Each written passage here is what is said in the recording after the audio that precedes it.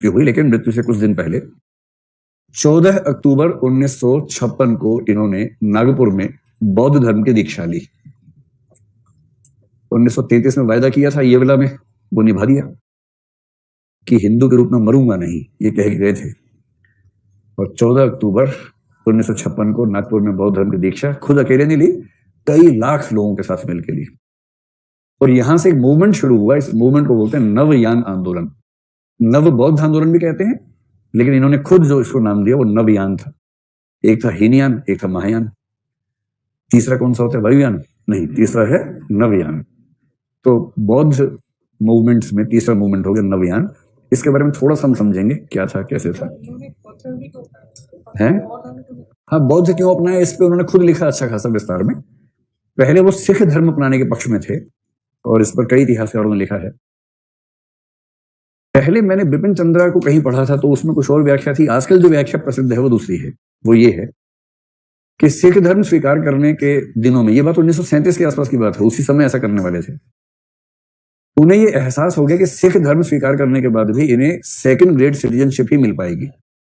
यानी सिखों में भी जो दलित सिख बन के जाएंगे उन्हें वो सम्मान मिलेगा नहीं जो सम्मान मिलना चाहिए। और जब इस बात का ठीक से एहसास हो गया तो तय किया कि हम सिख धर्म नहीं अपनाएंगे।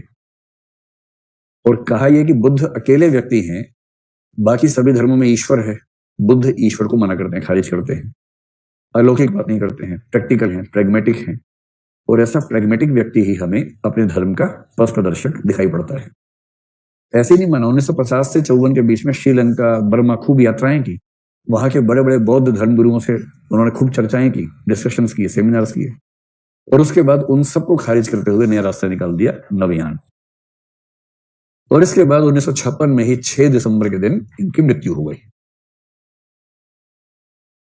6 दिसंबर का दिन अब तो अन्य वजहों से प्रसिद्ध हो गया है।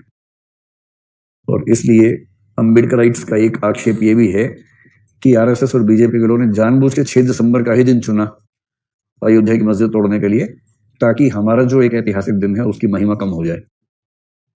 वो हमारे अम्बेडकर जी का परिनिर्वाण दिवस था, वही चुन लिया वक्तों ने।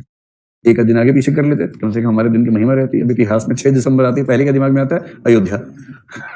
ये कुछ लोग कहते हैं कि नंबर 2 पे चला गया। तो उनका आरोप ये है कि जानबूझ के ऐसा किया गया। पता नहीं जानबूझ से हुआ कि संयोग से हुआ, क्या कहें। ये थोड़ा सा लाइफ स्केच हुआ इनका।